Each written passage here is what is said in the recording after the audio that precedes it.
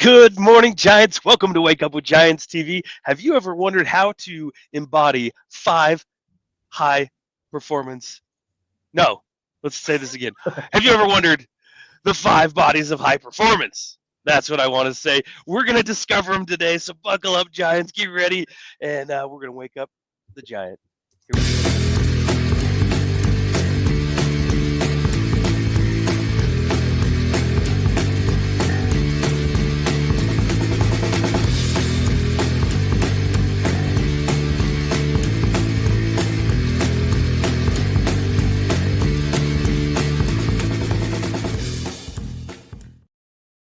I almost introed the show with have you ever discovered 5 bodies in your basement? That's why I was like, oh wait, no, we gotta. You know what's funny is last night I was watching the Ted Bundy thing. Yeah, it's like, oh well, he really did. So we're not gonna teach you that, Giants. No, we're gonna teach you a little something different today. Oh my gosh! Good morning, Giants. Welcome to Wake Up with Giants TV.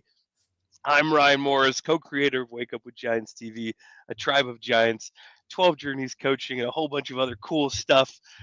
Wrote a book called A Journey of Riches. It's all about kindness. You can find that on Amazon. Mr. Nicholas T. Smith, who's here with me, he started this whole dang thing about giants. It's a pretty cool movement. And he wrote a book called The Giants and the Smalls. You can find that on Amazon. It's a pretty great book, in my opinion. Enough of a good book to where 5 years later, after meeting Nick, I'm still hanging around. We're here. Yeah. We're changing people's lives one life at a time. If you don't follow us, go to YouTube. Find us Wake Up with Giants TV. Hit the alert button so you know when we go live every single dang time. And we've got some cool stuff happening. We run what we call SG programs, and that stands for Sum Gigante. And that's our program. Nick, you tell them about it a little bit, but our next one is on the 8th of December. It's SG16. Yeah. Will you tell them a little bit about the SG program? I am. I'm going to post our video right in the group too in Tribe of Giants. So people can watch it live there because Facebook took that feature away and I hate that. I want them to bring it back, Right. But yeah, so SG16 is the 16th cohort of our Sum Gigante programs, or if you're very white, Sum Gigant programs. So if you want to be people say that, huh? Yes. So if you want to be a part of the Sum Gigant program, you can. But Sum Gigante stands for I Am Giant, 6 weeks of giantness. What we do is we dive into your inner journey and story and figure out what the story is that you're even telling and where that came from. And then we help you to rewrite it. And then once you've rewritten that, then we help you to step into the unknown and embrace abundance and all these things so that you can really grow into the giant you're capable of. We're all about you reaching your potential so that you can leave your impact in the world. And that's how we wrap it up, is with the legacy or impact, because that's where you really learn to step in your unique way into the world. And so that's what we want to teach you over 6 weeks. This is a 16th group that we've run through this. Right now, we've got a group out of the UK that's doing the program, and they are crushing it. It's awesome. And so we hope you'll join us. It's $555 for the 6 weeks. And we meet together for an hour and a half every Sunday morning. Well, Utah time, 11 a.m. MST. I think in the UK it's 6 p.m., something like that. So yeah. Australia, so all across the world can join and benefit from something like this. Yeah. Time works. We had a guy joining us from South Africa in one group, and he was getting up at 3 a.m. So we tried to adjust for you so that you could be on wherever you are in the world. So yeah, check it out. It's in the comments. Make sure you join that, especially if you've wondered what's getting in your way of your growth. We can help you break through that. That's awesome. We've had people go through it 4 and 5 times because of what it can do every single time for them. Yeah. And so yeah, find us, and if you want more details, reach out to Nick or I on that as well. I am really excited. Not Ted Bundy excited, but I'm really excited. I don't think anybody is that. Will you introduce our guest, We're like Mr. Nick? losing viewers. Like they're like, Hey, it's fine. They'll come back. It's yeah, I'll introduce us here. So we've got Cam MacDougall. He's a leader in the field of high performance coaching. So Cam has spent over a decade working with CEOs, founders, and change makers, helping them align their lives through his unique 5 bodies method, focusing on the physical, mental, energetic, emotional, and spiritual dimensions. His approach is practical, grounded, and built from personal experience, making his insights both relatable and impactful. Whether it's through live events, workshops, or one-on-one coaching, Cam empowers his clients to step into their fullest potential. And we're lucky enough to have him here today. So Cam, welcome to the show. Thank you so much. Pleasure to be here. You bet, man. Even, before we get going here, I didn't grab your link to your website. Will you just share that with us real quick so I can plug that in? Yeah, of course. I'll just give you the link in a sec. That's perfect. I like your haircut. Style of the day, right? That bald bearded is beautiful. We can grow it out. We just won't appreciate it. Exactly. Yeah. Easy maintenance. High performance, right? High performance. Yeah. I'm going to plug this in while we chat here, but we like to really explore your philosophies and your journey more than anything. Our show is about the inner giant. A lot of people are playing way smaller than they need to be. A lot of people are unaccepting of themselves. They feel unworthy. They don't feel like they're capable of things. They get stuck. They get stuck in a story. We want to look at your story. Likely, you developed a certain way. You had a family, a culture, a society that taught you to be something. You found out later maybe that wasn't you. And then you had an awakening to that. Is that accurate? Or can you kind of take us through a little bit of your beginnings here? Yeah, most definitely. Well, it's kind of, I love that you summarize the human mechanism in one way or another, right? We get plopped into an environment, we get programmed by said environment, and then we realize that we have nothing to do with said environment, and that's definitely where I went in my journey. But I can go way back. It can go really deep, but we'll save a bit of time. In short, I got caught up in a lot of bad stuff when I was younger. Spent a lot of time in juvenile detention, lot of brush-ins with the law, basically running into a lot of problems very, very early. Was a high school dropout, got involved with gangs, got involved in the drug game, got involved in a lot of stuff that was an act of rebellion because I never really felt like I fit in. So I felt perpetually ostracized and whatnot. And basically realized that over the course of my life, even though I changed things and got out of that game and became a contributing member of society, realized that I kept making the same mistakes and falling into the same patterns and the same loops. And after doing that enough, I finally had enough slaps in the face to kind of correct and go inward instead of constantly try to change things kind of in my outer environment. And that led me down a deep journey that we can totally get into, that laid the foundation, the framework for what I do now and my whole methodology. I'm like, yeah, let's do it. Let's get down in there. Sure. Well, we look at the process of that awakening too, though. It'd be easy to just skim over and be like, oh yeah, I did this, and this, and then people don't connect with that. Totally. Right. So for us, what we do is we really slow down with the awakening and what you navigated to wake up. People say, oh yeah, when we talk about this in the show, oh yeah, wake up. It's going to be fun. You're going to love it. You're going to love the way you feel. It's like there's a Mr. Max suit store down here. You're going to love the way you feel. But with awakening, it's not that. You don't necessarily love the way you feel. And you've got all these old patterns and behaviors. I mean, you skimmed over, run-ins with the law and all this stuff. And that created a version of you that you had to change, right? You had to navigate out of. And so I kind of want you to walk us through that process, because that's what we're trying to mirror for people is no matter where you're at, you have this ability to navigate through that. And what I'd like to hear is it doesn't sound like it was an overnight thing for you. Walk us through that process. Does that make sense? Yeah, for sure. For sure. We'll go high level and then we'll go into the micro. Perfect. We'll go into the deep stuff. That works. So the thing I always say when people ask me about that is which time. I think there's a there's a misconception in the world that we have this grand awakening and you know, everything changes after that. For me, it was a sequence of awakenings that eventually I listened to.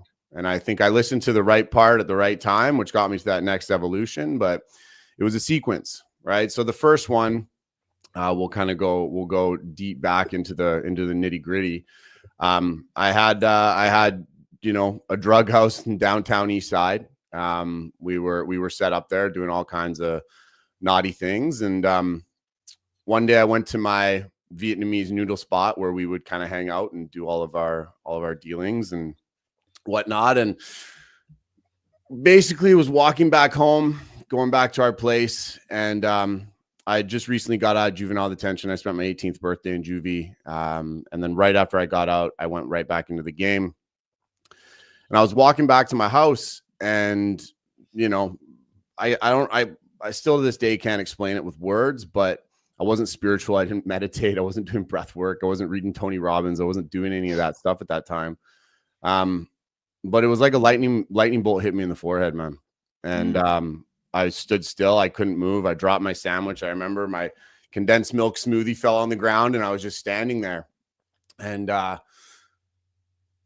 I don't know for how long I came to with a car horn honking next to me. And I was, you know, downtown East Side of Vancouver. It's pretty normal to see people standing in the street staring at the sky, but I didn't have a needle in my arm. So there was something else going on.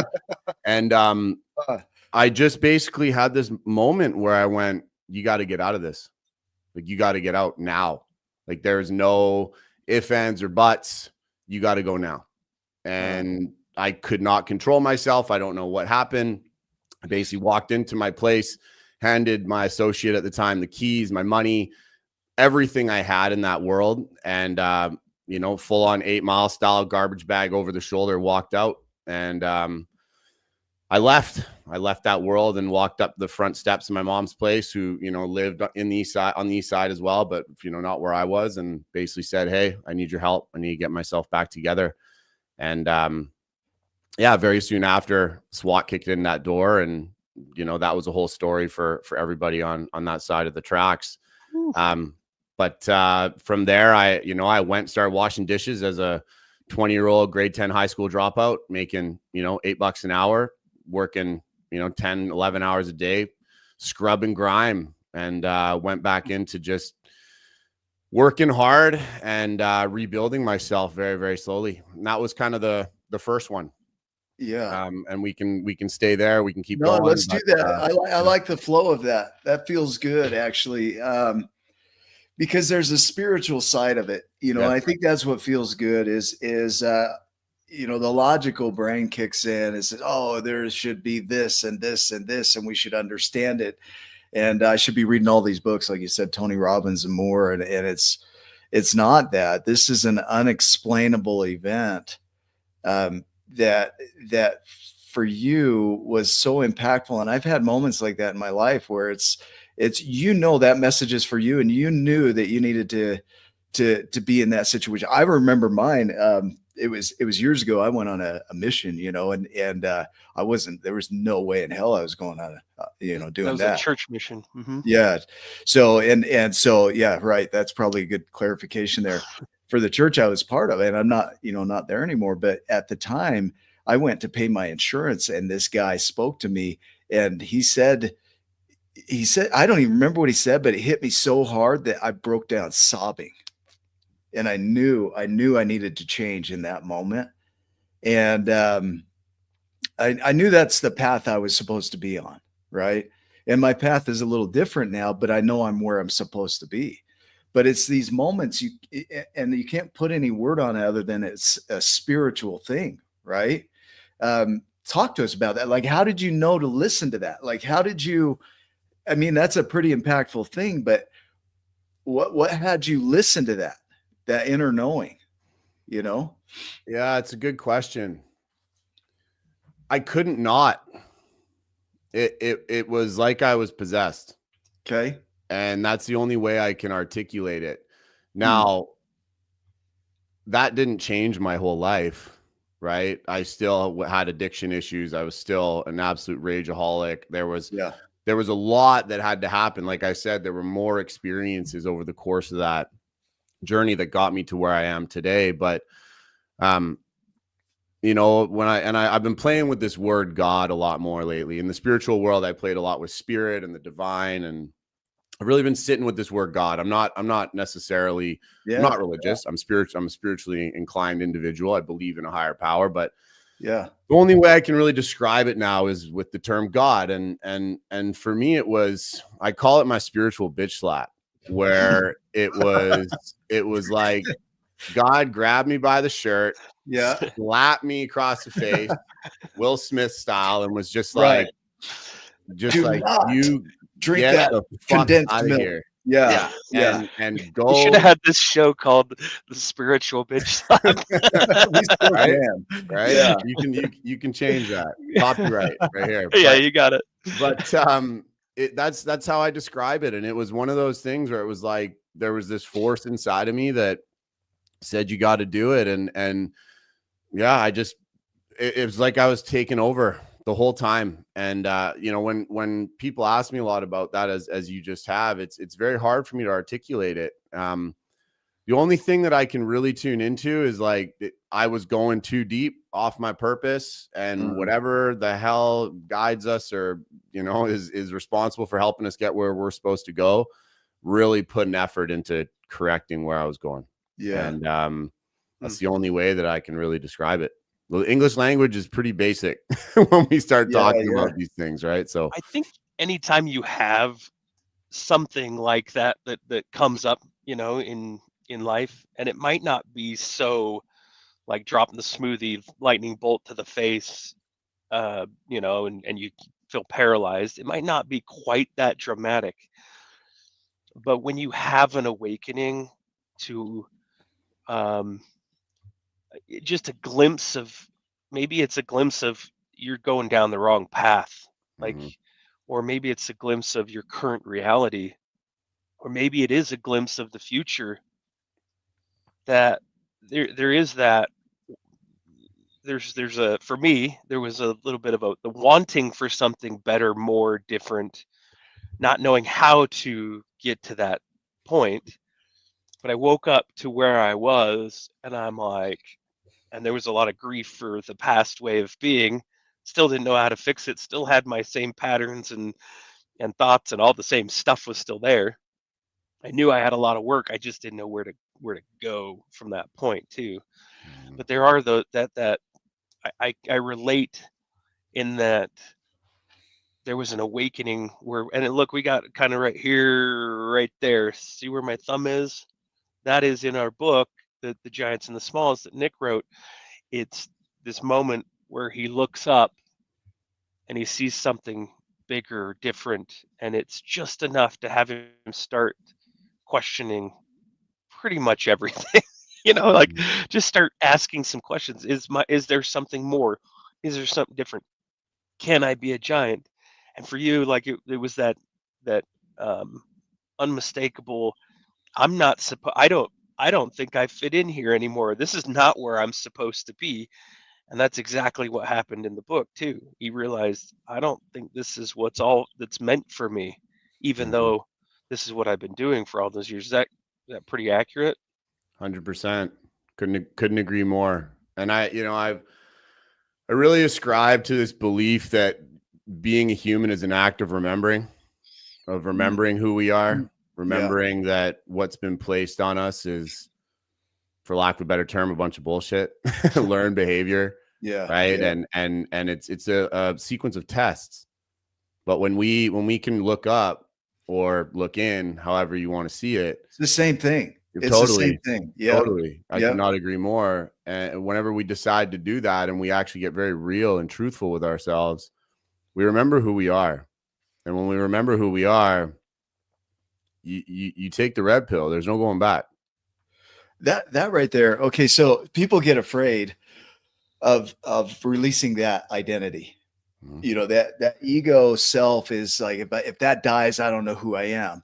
And there's this thing called via negativa, where you go and you strip everything down to the most simple form. You just strip everything you think is you out and you get rid of it. And what you find is you don't find nothing, you find everything. Because and that's what's so amazing is when you look at, my culture, I was born in a religious culture, but even that didn't fit me anymore. There was a point where I had this awakening to, I don't fit in that anymore either. And I feel like I have the spiritual side to me, but it doesn't look by definition like what everybody or what other people would think is religious or spiritual. It's a different, more holistic view. And that's been a struggle because there's still that old identity that wants to say, oh, maybe I'm not doing it right because I'm off the path a little bit here. Right. And I think that's where, the spiritual side of it, looking at what you're describing here is that's beyond the thought, that's beyond the emotion. It's unexplainable. There's sometimes no words for it. Like you said, like the human or the English language or any language for that matter can't put words to it, but there's this knowing, right? Yeah. I want to hang here for a minute because I think it's beyond, like when we do our 12 journeys, it's very logical, very emotional, but there's this element of spirit that is beyond all of it that is doing that work. Right. Can you talk about that a little bit? I mean, you talk about that transition. Am I making sense here as far as where to go next? Can you clarify a little bit just in relation to what you'd like for me to go into around spirit? Yeah. Let me control and direct you, man. Manipulate you in the direction I want to go. It's like that's leading the witness. Yeah, that's leading. Okay, so I'll give you our framework. So our framework is, the first 6 journeys are non-consciousness, which is all of the narrative that we tell from everything that's ever happened to us, and it's the story we continue to tell. And then you have the awakening or the awareness where you wake up to that. And you find out that's not me anymore. And then you go through the emotional journey, the grief journey, which is how do I navigate the emotions that are directing that story or keeping that story locked in? And then you go into acceptance, which is acknowledging it, allowing it to be there. And then you go into gratitude and empowerment tools, which help elevate you so that you can see a new story and start stepping into that, which is where we go into the growth journeys. But I still feel like where we're at right now is in the root journeys that we call them the first 6, which is waking up to that story and rewriting it. And there's a spiritual element to it that is guiding all of that because your unique gift is going to come from you, not be out here. You're not seeking anything out here. It's going to realize. Does that make sense? Totally. What does that bring up for you? And where does it tie into what you do? Yeah, I like this question a lot. And it's funny, I've the mind is very linear, right? Yeah, and I in my programs it's very similar, right? The human needs a sequence of steps to follow in order to get somewhere. But when it comes to this level of transformation, what comes up for me is our relationship with death, our relationship with death to the ego, death to the perceived identity, death to the human that we are. Right. And there has we think it should go, right? There's a death to that. Totally. Right? It's a death to basically all the learned behaviors. And for me, this is why, I'll use my experience as an example. When I was a person that people feared. I was a person that people, knew of. I was this individual that, anyone said my name, it was like, oh, I know Cam MacDougall and blah. There was this whole identity associated to who I was, which perpetuated all the problems in my life. Yeah. When I left that world and I left my friends, I left everything that I had, and I went and I hung out in a dish pit for 1.5 years, right? Scrubbing grime off of people's plates. I went from driving my caddy to being, this like making $9 an hour as like this degenerate working with guys that were, almost homeless and addicts. And I just was in there and I had to let every aspect of myself die, right? There are all these pretty women coming in as servers and hostesses. And there I am, this young guy thinking that I should be super cool. And I'm scrubbing dishes. I'm covered in, grime. And so I had to just sit with that and be like, I'm not the cool guy anymore. I'm not the guy. I'm not the life of the party. I'm not this. I'm not that. I had to let all that die. And I've had to do that multiple times over the course of my life. I had to do that once I became sous chef of that restaurant and I went back to school and I started school again. I had to do that when I left being an assistant vice president of a financial company, driving Ferraris and all these things. I had to die again. And every single time I let myself die and I let this concept of who I was supposed to be go, I created a blank canvas on which I could then paint. But I couldn't have my cake and eat it too. I had to let that stuff go. And so this is why I love ayahuasca. This is why I love the rites of passage. This is why I love all of these modalities, is because you can't just go, well, I feel this way and I want to feel different, but I got to hold on to who I am because it's who I am. It's like, no, you've learned to be somebody, but you're not that. I just had a flashback here. You know,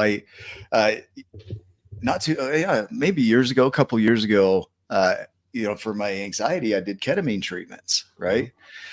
And part of that treatment is you see visions of stuff, right? And I had this vision in one that there was all the universe in front of me, right? All of abundance, everything that I would ever need to create anything I could imagine. And I was in there painting a living picture of my life. And as I would paint the picture, it would be a living picture. So I was painting me living that life. And this man walks up to me and he says, well done, you know, and he puts his hand on my shoulder. See, even that's an emotional thing. Like I feel like there's this stuff that your vision, like Richard Liffin says, you know, your vision isn't where you're going. It's what's coming from you. And we're the ones that are the artists. Like you said, the blank canvas there, we're the ones that are painting our lives. And we have all of this to pull from to create the life in any way we want. And so many of us stay in the lines of what we were taught, right? Like Townsend Wardlaw, one of my mentors, said that the moment you believe a belief, it becomes limiting by the nature of believing it, because you just boxed it in the universe and said, that's how it is, right? So I want to play on this thread here of painting that life, like continue on your journey here of how you do that and how your philosophies feed into that. Well, you gotta throw shit at the canvas. It's as simple as that, you know? And I think this is where a lot of people get paralyzed, is they go, okay, well, you know, once it's all gone, then what? You know, but then it's lived experience. Then you know, I think we live in a society right now that we praise knowledge too much. And knowledge has become information, not knowledge. Let me say information has become ubiquitous. Right? It's everywhere. You can read a book on anything. You can get access to anything with ChatGPT now. There isn't any bit of information you don't have at the tips of your fingers. Right. In seconds. In seconds. All of that information, in my opinion, is great, but we're drowning in it. And so many people are like, I need to read the book. I need to do the thing. I need to do this and blah, blah, blah, blah, blah, blah, blah. And it's like, no, you need to start living and trying and using the feelings inside of you as you try as your compass. Okay. And this is why my company is called Inbodied. Yeah. Right. I believe that God, the divine spirit, whatever you want to call it, speaks to you through feeling.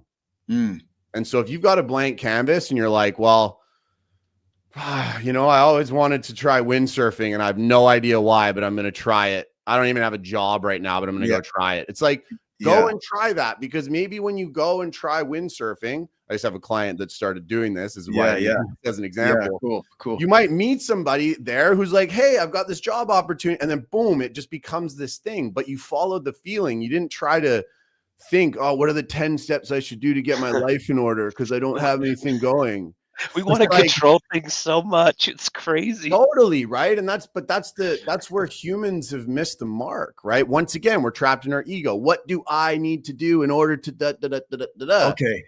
Right. But I want to play with this, because your idea of embodied, right? The embodied. I love AI. Like I use AI like crazy, right?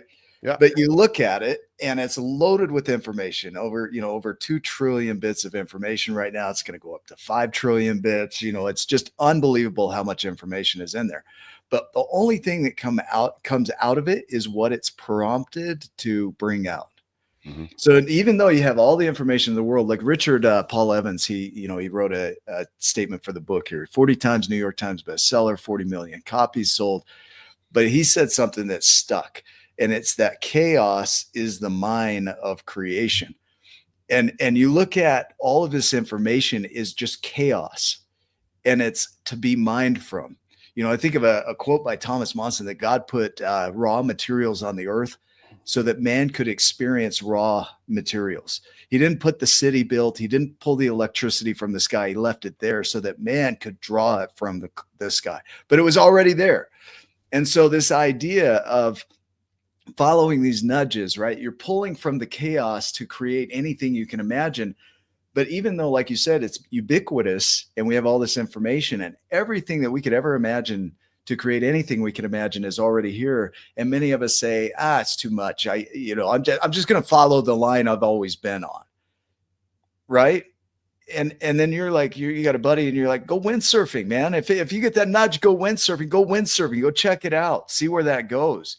I mean, that's the chaos. That's God speaking to you. Right.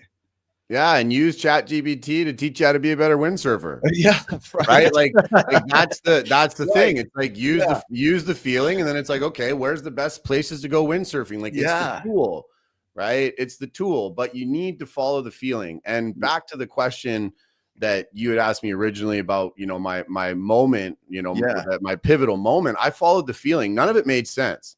Yeah. Well, from the outside in, you'd be like, you should probably leave that. It would make sense. But for me on the inside, none of it made sense, right? It was my whole world. Right. From the other side, that seems fairly obvious. Yes. From the other side, people are like, I think you should probably get out of what you're doing. It's not going to end well. But for me, it was my whole world. It was my reality. And I think this is a really cool topic to go into as well, is this topic of perspective, right? Yeah. Like really understanding that we create and formulate these perspectives of our reality, and we think it's great. Like I was a complete degenerate, and I was like, I think I'm doing pretty good, but from the outside in, you're totally out to lunch. And so, I really feel that, once again, coming into that feeling and coming into that truth and coming into really knowing who you are behind all of the stuff you have created is really the only way to start tapping into that.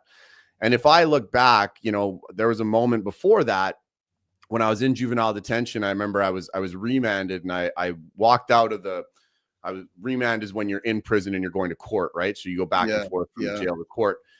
And I came out, and I was in the box, in the glass box, and my dad would come to every court hearing I had. And there I am standing in belly shackles and everything, just, having them say all the things that are going to happen. And I look at him, and he's just holding it down. He always did. And, shout out to him. If it wasn't for him, I'd probably be dead. But he held it down. And then they said, oh, well, Cam actually has another charge. He's got to go to another courthouse. It's just been brought to our attention.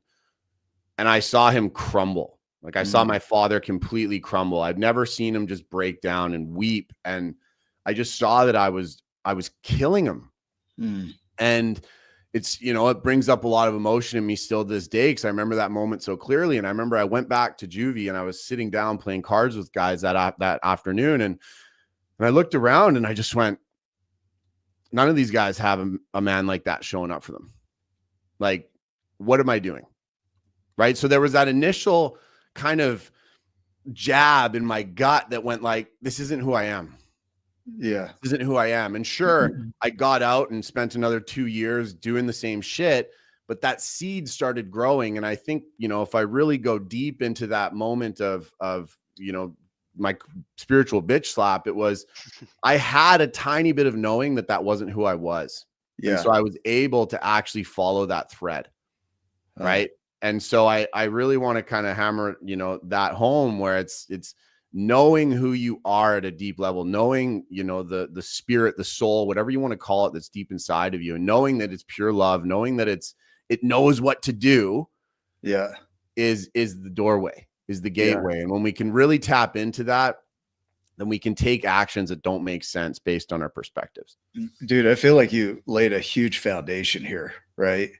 is that awakening is planting that seed. It really is what it is, because that seed still has to germinate, still has to grow, still has to break out of the casing, has to break the surface. It's in the darkness still, and it takes time for that all to happen.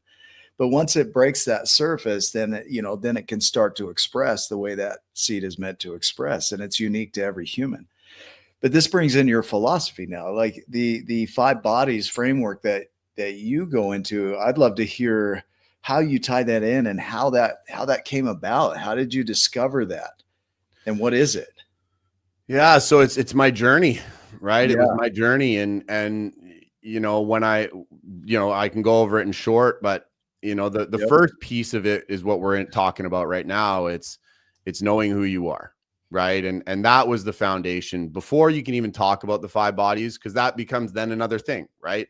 Yeah. But first you have to know who you are. And with all my clients and everybody I bring into my world, I am ruthless with them on this, where they can't go further into anything until we know who they are.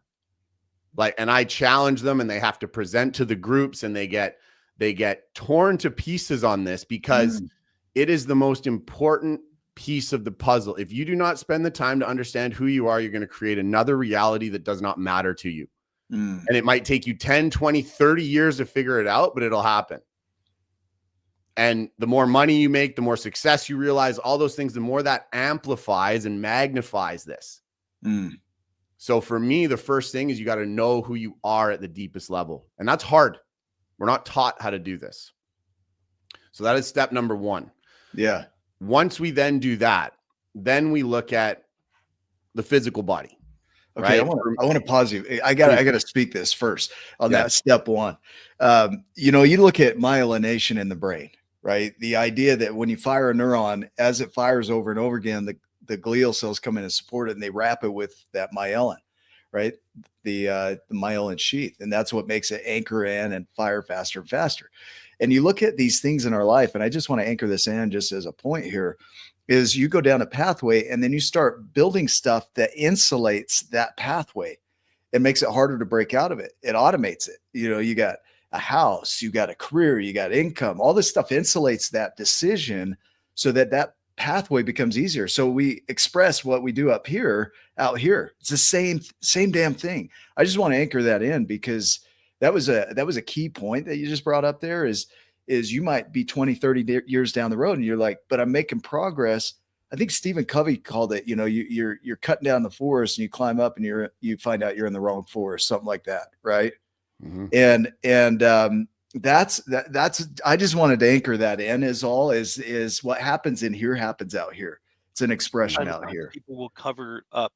They won't go so deep like you're talking about, like where they'll get really down to the raw who you are. They'll still have layers. So what we call it is frosting dog shit. Like you're just frosting dog shit. It's just going through another program, checking a check mark. If you move too quickly through that point, they don't really know who they are. You're setting the foundation, going right back to the bare bones, so then you can build on it, so that as they catch themselves, because I'm guaranteeing they will catch themselves on their bullshit. They can catch themselves on the bullshit. The stories they start telling them, and then like, oh, that's not who I am. Pattern interrupt, shift, change, adjust, growth. So I love that. I think that's amazing. Beautiful. Step two. Here we go. Get your notes. Get your pens out, everybody. And just to add to step 1, it's very hard to do, but it's very simple. Yeah. Like who you are is actually extremely simple. It's hard to break through the neurological pathways that we've created, because they're entrenched and they're wired and they're deep. Right. They're a part of your subconscious nervous system. But the outcome is simple. And it always comes back to what makes you feel the most peace, the most love, the most alignment, right? And that to me is just something that's super important for people to remember. Now, there's a methodology and a system around it, which we don't have to go into, but it's that. Right. Coming down to that. It's that this is who I am. I like that. I The like best that. thing in the world too. Like Yeah. it's like the scariest. Yes. It can be very scary Yes. because like there's now you're letting go of the ego and the control and coming back to truth and Yes. love, peace and alignment and the feeling. I'm closing my eyes because I'm feeling it right now. It is so freeing. Yes. It is so Most freeing. liberated you can ever feel in your life. Yeah. Love it. So then once we've established that, we look at the physical body. So I'm a strength and conditioning coach. Fitness has always been a big part of my life. But it plays an even deeper role because when I was in juvie, I had a guard come up to me at one point, and he basically came up and he was like, Cam, I want to talk to you about something. You could see I was steaming, right? I was pretty upset. And he's like, come over here. I want to show you something. And so he brought me to the gym in the detention center, and he was a bodybuilder, and he just was like, let's throw around some weights, man. And I was like, dude, I'm pissed off. Like, can you not tell? I don't want to fucking do this right now. And he was like, no, like, let's throw some weights around. Like, let's see what you got. And he got on the bench and he started benching and he was just ripping them off. And I remember being like, oh shit. I remember being like, wow, this guy's actually a beast. And then he put me under there and I was just, this feeble, at that time I was 17 years old. I was like, baby giraffe. And he put me in my place, but he put me in my place in a way that he was like, you know what? Like, I'll teach you how to do this. And instead of going and fighting and smashing that guy in the face, you come here and you smash the weights. And by the way, you're going to get bigger biceps, you're going to get bigger pecs, you're going to get more chicks, and it's going to be great. And I remember for the first time in my life, I went, wow, someone actually spoke to something that I wanted, right? My whole life, people were saying, you got to breathe, count down from 10. You got to just not get angry. It's like, calm down, what kind of advice is that?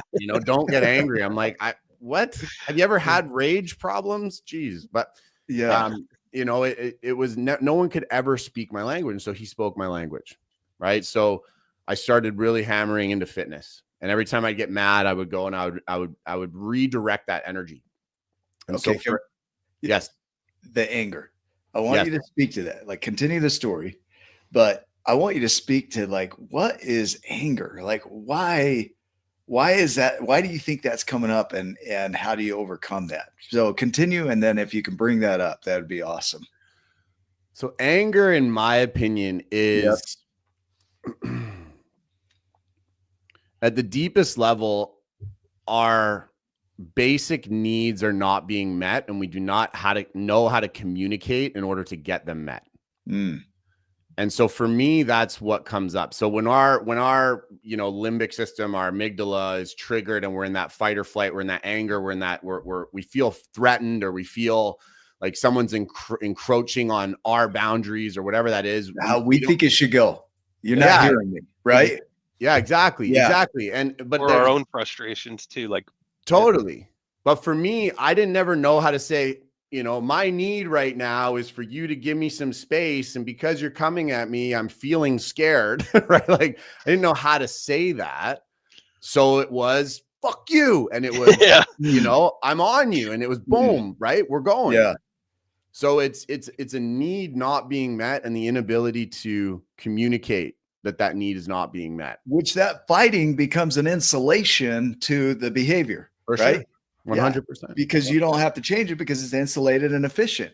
Totally. Right. And even more so for young men, and the way that the world has kind of a lot of men painted to be is we actually get praised for being that. Right. Yeah. So not only do we not have to express what we really feel or do the work to understand what we really feel, is we actually get praise from generally not the right people, but for doing, this other thing, which is like, oh, he's such a badass. Oh, he's so hardcore. Oh, he's so tough. Oh, he's so this. So it becomes this negative feedback loop where you're like, well, I don't have to say anything. I just got to pummel this guy. And then, I'm going to get praise. And I don't even have to fight when I go to Vancouver. I'm just like, you want to get Cam MacDougalled? Right? Like no. Oh no, it's Cam MacDougall. Right? Well, thank God it was so long ago, You got a meat cleaver and a drumming brush, right? He's got both. Oh, it's Cam MacDougall. Yeah, the Scottish roots. I like it. Yeah. I like it. But you Well, know, okay, that so to me, that's what it is. And Marshall Rosenberg in Nonviolent Communication breaks it down really beautifully. He yeah. articulated it. I think I'm paraphrasing what he said because it really landed with me, and I kind of turned it into what made a lot of sense for me. But that's really for me what it comes down to is not being able to get our needs met and communicating how to get them met. And continue in that. So this guy's teaching you how to manage that, right? So he just taught me how to train. And basically that was my first foray into this. So, you know, I started training, I started getting bigger. It wasn't a solution, but it gave me one piece of the puzzle. Right. Now, if somebody doesn't want to like be jacked and ripped and have the pecs and get the chicks, and if they're not that, there's still the importance of taking care of the body, right? So weave that in there too. For sure. That's Yeah, I was a young, I was a meathead back then. I wanted to be that way, but this can be push-ups, this can be ultra running, this can be whatever it is that helps you move that energy. Now, the thing that I want to be very clear about with fitness is it's not a solution. It's a redirection. And if the pain is still there, it's not going to get rid of the pain. It'll redirect it into something more positive, but that can then become the addiction. So that's why step number 2 is super important. You have to start to develop mental focus on where you want to go and what you're using that energy for, right? So if I think about my journey, right? I learned how to train in juvie. I get out of juvie. I keep training. I keep doing those things. Finally, when I was able to leave that world, I start washing dishes. So I woke up, I took the bus every morning. I went to Fitness World. I trained in the morning, and then I went to work and I worked all day, and I went home, and it gave me structure. So my focus then I got to get out of this game. I got to do everything I can to, get back to school, finish school. That was my focus. And I became laser focused at that. I was unstoppable. And I built routines and rituals around maintaining that mindset of this is what I'm doing and that is what I'm going for. Right. And the discipline over desire. Yeah. Exactly. Discipline over desire. Exactly. So you build in the fitness, then we start to build in the discipline around staying focused, staying on task. Okay. Then if we start looking at kind of what happened next, it was like, okay, I start working my way up as in the kitchen. I become sous chef of the restaurant, right? I start to get into this new energy. I was like, whoa, I'm good at this. Right. I'm enjoying myself. I'm running the kitchen now. I'm doing all these things. And I'm kind of like, okay, wow. First time in my life outside of sports, people are praising me for being good at something. Right. Which was essential for me. So I did all this work. I slugged through all this stuff over 4 years to get to a place where I went, whoa, I'm appreciated. Right. And so from that place, I felt seen. I felt understood. And then I went, okay, well, now how far can I go with this? So I started looking at the energy body of it. I went, well, what if I go back to school and I open my own restaurant? What if I start to, leverage this energy and this success and I start to do something big with my life? And so I started thinking about a bigger vision. So now it's out of this like scrapping it out, getting fit, staying focused, staying disciplined, to then going, whoa, what's possible with this now? And so the energy body is all about getting aligned and attuned to something bigger, something bolder, and protecting your world in order for you to accomplish that. So hanging out with the right people, understanding your principles, starting to develop boundaries, right? Starting to develop an actual vision on where you want to go and what you want to create, and then starting to live in the energy of that. Right. So I started to get into this state of, I went back to high school. I finished high school when I was the sous chef. Then I went to business school and I started going into business school, and went through all that. I went and got my bachelor's of business administration and graduated with distinction. And I was just on fire. I was utilizing this energy of like, wow, I'm actually good. I'm capable. I can get there. Right. And then that led for me to go into finance. And I didn't end up opening up the restaurant because I just started throwing paint at the canvas. Realized I fell in love with business. And I went, wow, I'm good at business. I'm really good at sales. I got hired by a financial firm. Before I know it, I'm making a ton of money. I'm out of the gates. I'm just like my first week, they gave me a Ferrari to use, and I'm driving up to my house in a Ferrari. And my mom's like, "What the hell's going on? Are you back in the game?" I'm like, "No, like we financed this is a Ferrari, not a Cadillac, Mom." Right? It's not, yeah, exactly. And I'm like, "No, we finance exotic cars. We have relationships with Ferraris or Ferrari, Maserati, Porsche, all these things." And so I start going on this like, wow, okay, I'm making money, I'm socially acceptable, this is great. But then I hit a really big wall. I hit a massive wall because I did what I talked about earlier, right? I still didn't know who I really was. I was just following this momentum, right? So what I realized at that point was, oh, there's actually still a lot of emotional baggage that I'm carrying here.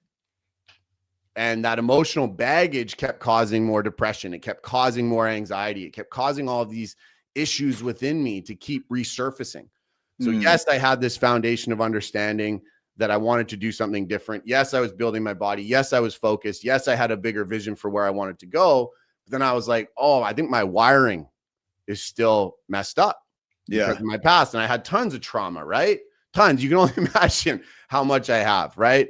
Beat up by cops, beat up by people, like guns, knives, name it, right? Like tons of stuff wired into my system. And so I had to go and clear out my emotional body. I had to look at my demons. I had to go deep into the darkness of the pain and suffering that I went through, which I still do today. Like none of this isn't linear, right? This is kind of like we hit this stuff all over, right? So I want to make that very clear. This isn't like you start here and you get perfect. Then you go here and no. It's layers of the infinite onion, right? We're always working on all this stuff. The infinite onion. That is a hat right there, dude. The infinite onion. But that's why ours are the 12 journeys. You know, you look at these linear steps and ours isn't linear. You might be in the vision journey one day and then awareness another day. And you're never done. You peel back the layers and you find out, oh, there's still weeds in the garden, right? Totally. And then you handle those. Is that step 3 then? Is that the diving into the I think that's 4, isn't it? Because you're going into the fourth body, step 5, right? So step 1 was knowing the self. We're on the 4th body, and this is the emotional body. Yeah. So this is really getting in touch with the emotional side of your being. So understanding the boy, understanding the warrior, understanding the king. You know, it's like going through king, magician, warrior. You know, all that stuff. But going deeper into deep into shadow. Right? Like what is that insidious part of you that you're running from? And how do you get in touch with that side?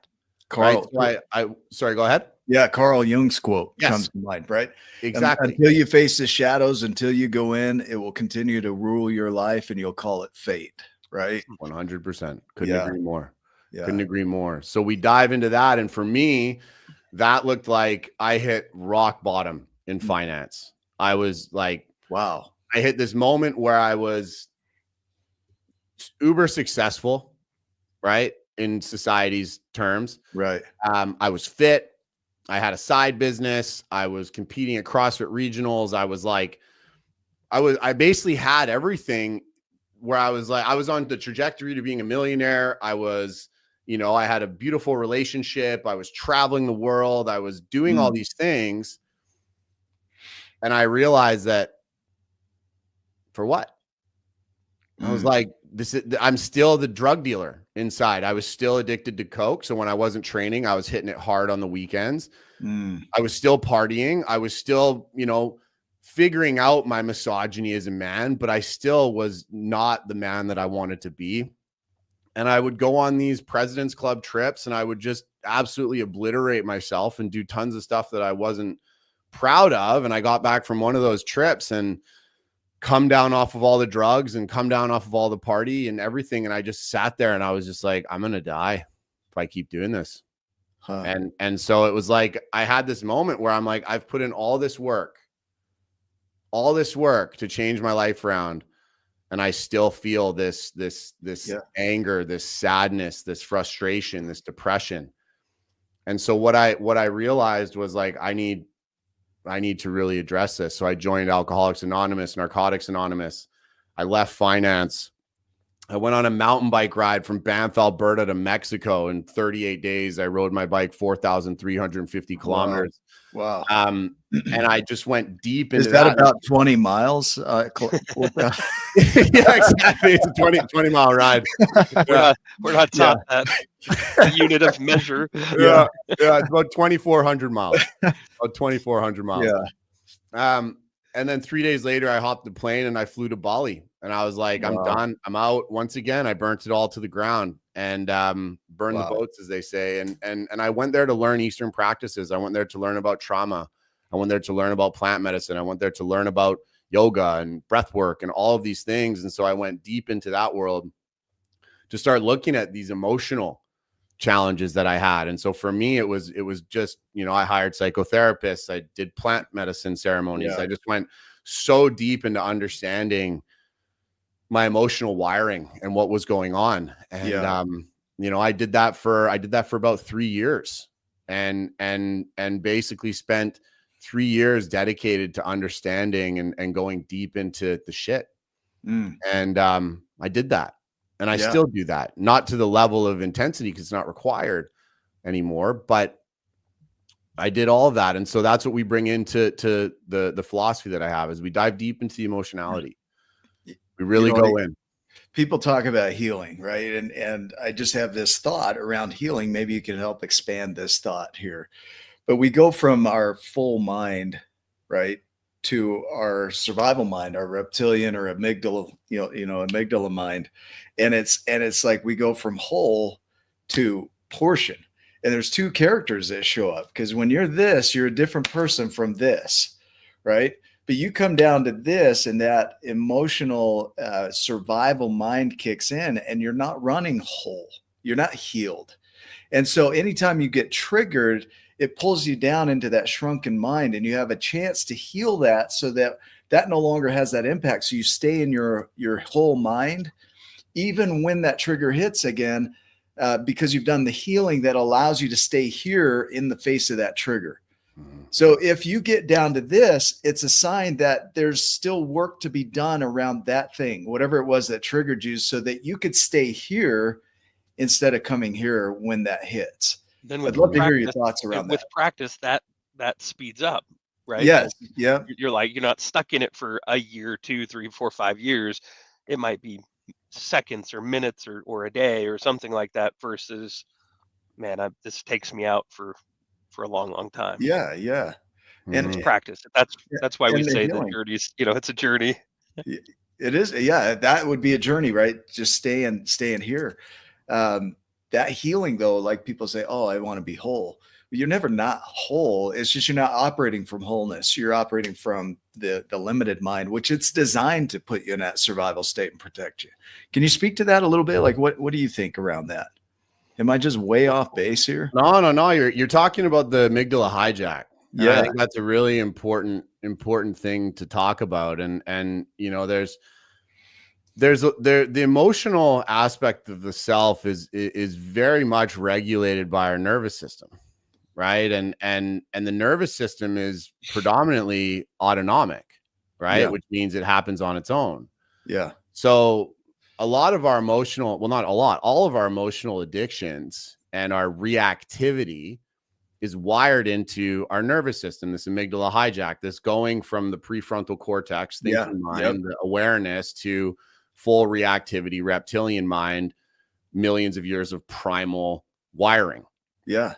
And anxiety and anger and a lot of these emotional expressions that we don't like are built into that autonomic programming because of learned behaviors, because of trauma, because of experience, because of, ancestral trauma, how it's stored in our DNA. Like there's so many different avenues we can go down in that world. But in order to harness emotionality, because I love the quote, emotions are energy in motion.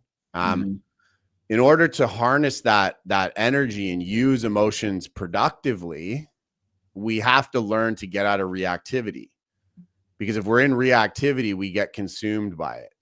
Yeah. And so it's not the act of getting rid of emotion, because a lot of people think, oh, well, when I'm healed, I'm not going to have emotion. And it's like, no, you just know how to titrate emotion better.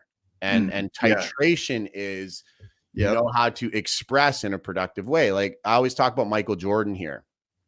Michael Jordan was notorious for turning anger into better performance. Why is that?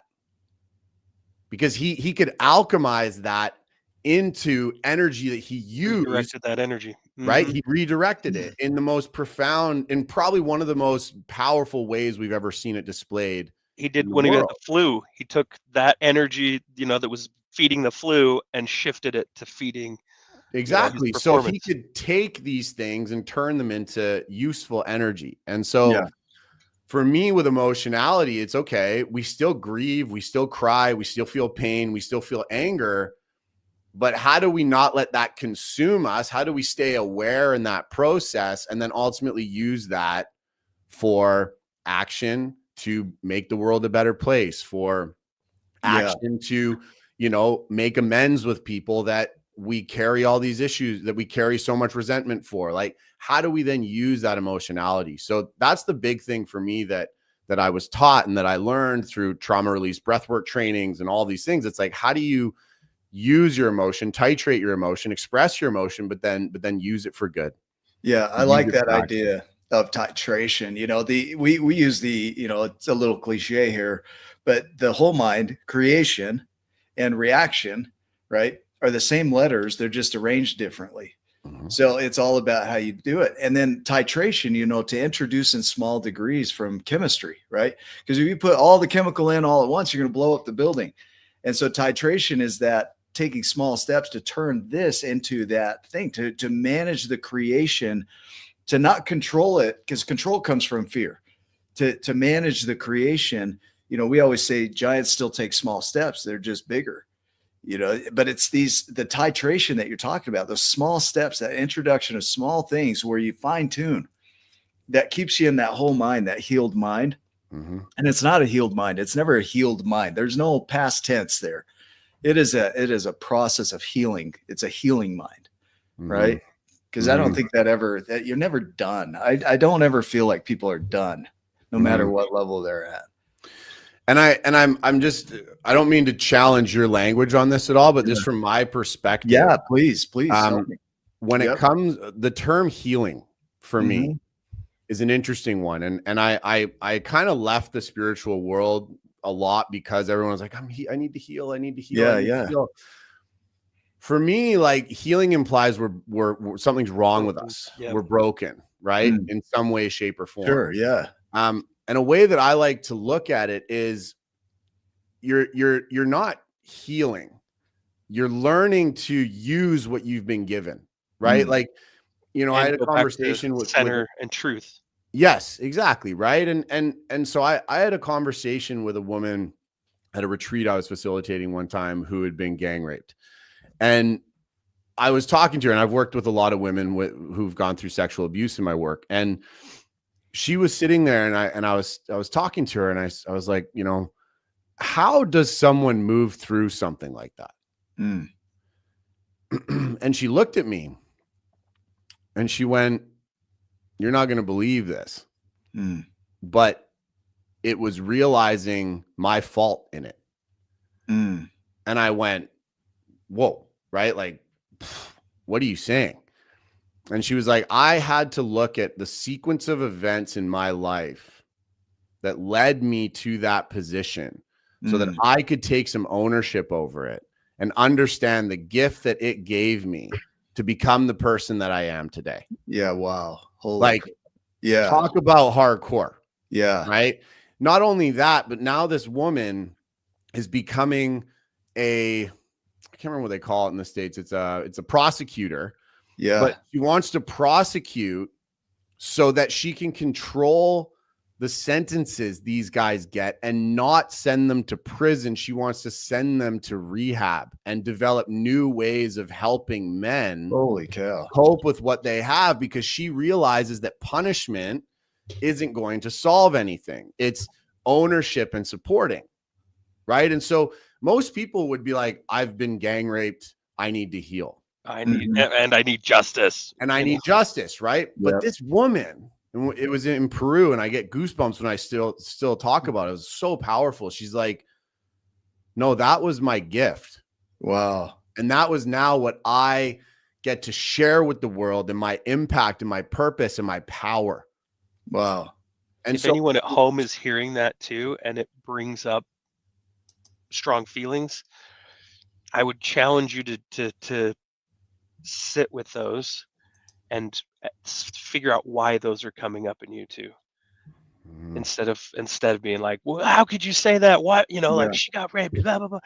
Turn it back around, slow down, and start asking yourself questions. Why did that come up in me? What is that bringing up? Why is that there? What is this anger saying? What am I? Well, really I was feeling? as shocked probably as they are when she told me, right? This is her words, not mine. And so I'm just reciting what this woman explained to me. And I was in a similar boat where I was like, whoa, but it totally changed my perspective on healing. Where if someone can alchemize a circumstance like that to become this love-filled, purpose-driven, powerful, ambitious, beautiful human. Yeah. I got nothing to heal from. I love that. And I'm going to add to it even more, because I think this is great. The idea of healing, if you look at the origins of the word, it's wholeness, to be whole. And we already are whole. It's like getting back to, like you say, that peace for her. When you take ownership of something, and my personal brand is grow, giantness, resilience, ownership, and worth. It's innate. It's in all of us. And when you can take ownership, you start to realize that you are already worthy, that you are already giant, that you are already equipped to be resilient. But it starts with that ownership, right? That ownership is everything. And to have that level of ownership puts you back into that wholeness. And I think when I look at the word healing, that's what I think of it is a return to that wholeness that you already are. Does that make sense? Like the giant has never not been in there in the story. The giant was always in there. You were just playing small. And so that's what I mean. And I appreciate that. Like, I appreciate you bringing that up, because had you not done that, we wouldn't have heard her story. Right. Like, what I like that. I really like, I love that reframe. That's a cool one. I don't think if I have heard it, it didn't land. And I like that. It's a returning to wholeness. That's a cool reframe. Thank you for that. Like as giants, our deal is that you're never not giant. The giant's always there. It's just you are putting all this stuff on you that makes you think you're not that. And we were all equipped with greatness. So as we wrap up here, we're toward the end. And I could go on for another hour with you about some of this, but just really reflecting on what you would want the person across from you on the screen right now, because there's another person watching this. What would you say to them? What message do you feel they need to hear from you? Well, that goes perfectly into step number 5, which I want to make sure I touch on. But let's do that. This is perfect timing. Yeah. It's all about spirit. It's all about God. It's all about the divine. And really what comes out in that is you got to trust what life is presenting to you. And if you can trust what life is presenting to you and really, truly trust it, like not just be like, I got to trust it because this guy on this podcast said so. It's like, no, really trust it. Then you're going to remember who you are immediately. And you're going to connect to that side of you that is the giant, that side of you that is unstoppable, because we are all of God. We are all of source. We are all creations of the divine. And this suit you are wearing as a human is one fraction of an experience that you will endure. And it's that experience that helps you experience yourself as God, as the divine. So trust who you are, trust life's experience, and sink into that trust at every single moment you possibly can, because it's in that trust that you are going to find clarity and peace and direction, and that you're going to ultimately remember who you are deep down inside. And once you have that, life becomes a big, fun, amazing game. I like it. Anything else you want to share? No, I feel complete with that. Yeah, perfect. Ryan, what about you? What are your thoughts as you listen in? Ooh, I like this. I like this, Cam. It's been a pleasure, man. I know that being Cam MacDougall back in the day was being punched in the face. Uh, I appreciate the Cam MacDougall spiritual bitch slap though that we got today, and the you know, and now what that means to be Cam MacDougall is to be held. It's to be seen. It's to be loved. It's to help you on your journey as you're remembering how to do that for yourself. Hmm. And Mr. Cam MacDougall, you're doing it. Um, I can feel who you are. Um, Hugh Jacobson puts every week, he puts who is Cam today or who is the guest today. And it's evident who Cam MacDougall is just because of who you're being, how you're expressing, what you're doing. Doing creates the being. And you're doing it. And there's a lot of people that will see this episode over time as well, and that have heard it today and will go out and they'll make shifts in their world because of Cam MacDougall. So keep going, man. I appreciate you, brother. I've been fed and loved and served today. So thank you for being who you are. And I love your shirt, Inbodied. It's beautiful.